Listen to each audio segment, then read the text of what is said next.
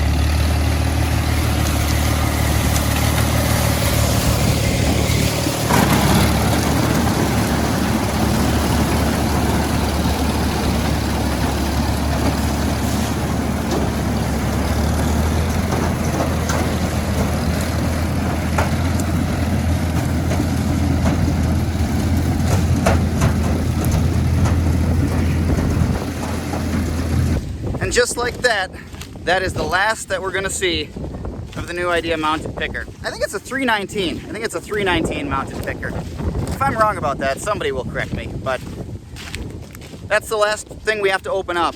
And I wanted to get a little film. Oh, ragweed in the face.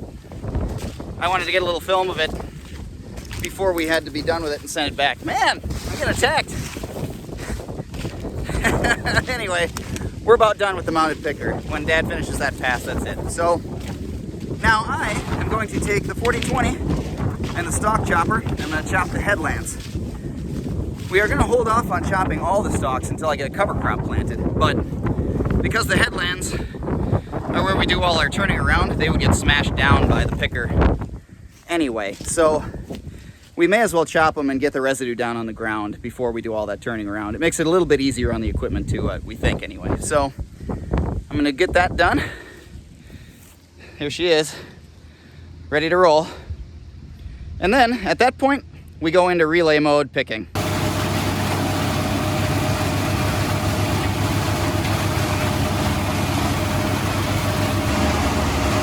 Anybody feel like a kale salad? Delicious. So now you can kind of see what I mean by opening up the fields. Dad's coming down this pass, and then when he gets to the end, he'll turn around, he'll go back down this pass. So he's splitting the field wider and wider apart.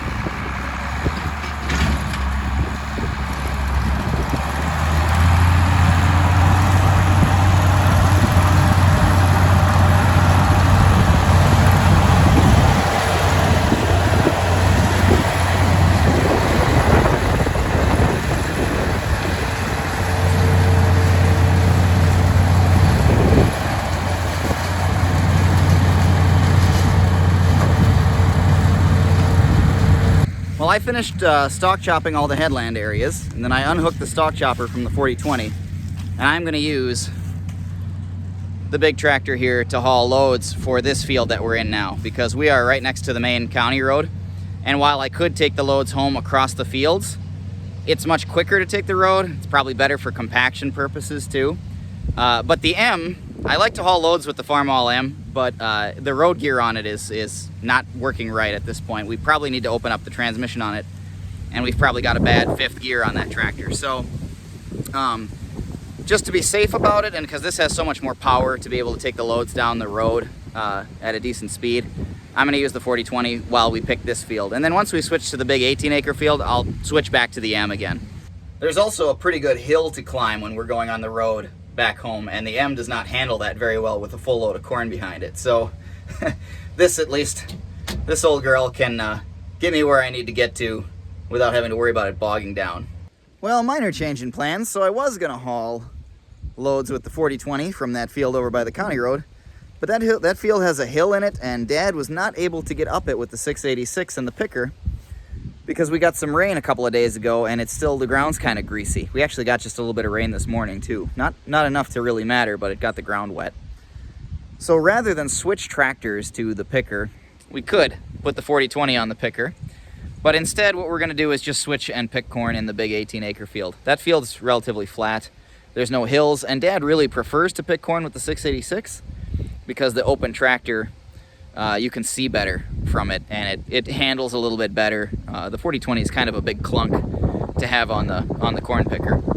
I know it's not compared to a lot of modern tractors, but the 686 is a bit more nimble, so it just works out a little bit better, and it's not quite as loud. The 4020 is noisy in the cab when you have it really cranked up. So he's gonna stick with the tractor he likes, and we're just gonna change fields for now. I switched back to the M now, so we're playing musical tractors today.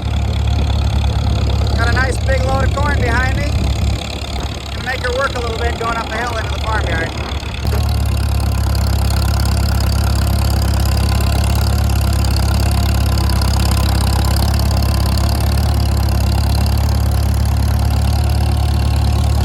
No problem.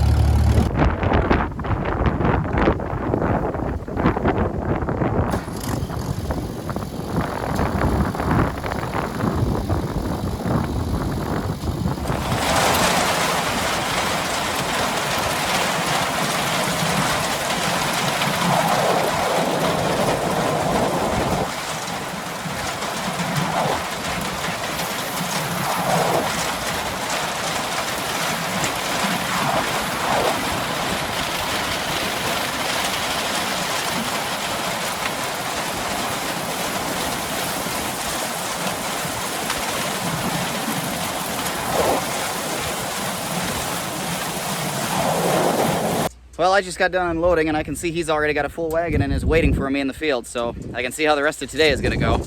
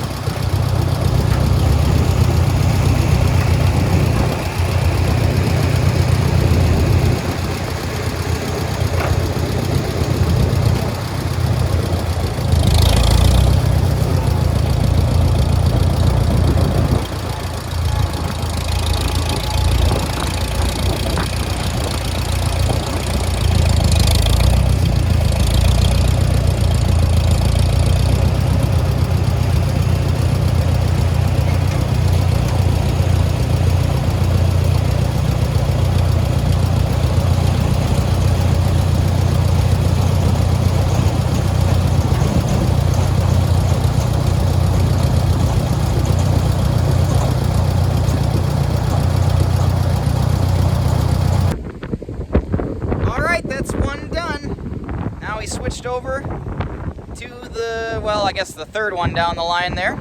We were gonna do the second one, but there's still the hat on top of it, the little nose cap that goes on the roof. And the prospect of climbing up the elevator and getting that off got pretty scary because it's gotten really windy. So the temperature is supposed to drop considerably between now and tomorrow, and I think that this wind is what's bringing in the cold air. So it's gotten very, very blustery out here. But anyway, we're on to the next crib, so making good progress. Here we go. Dad's got another section of the big field opened up. It sure is pretty out here this evening. Clouds cleared and the sun came out. But man, is it ever windy. Look at it blow.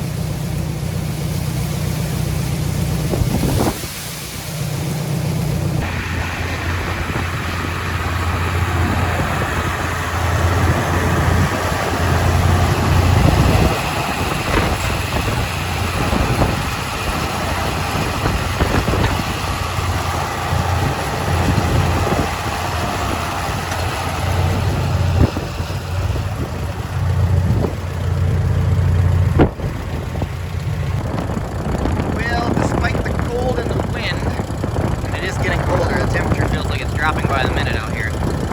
We finished supper and we decided we'd come out and give it one last crack, maybe get 3 more loads in. So I just finished unloading one. A little bit of light left in the western sky, you can see there over the corn stalks.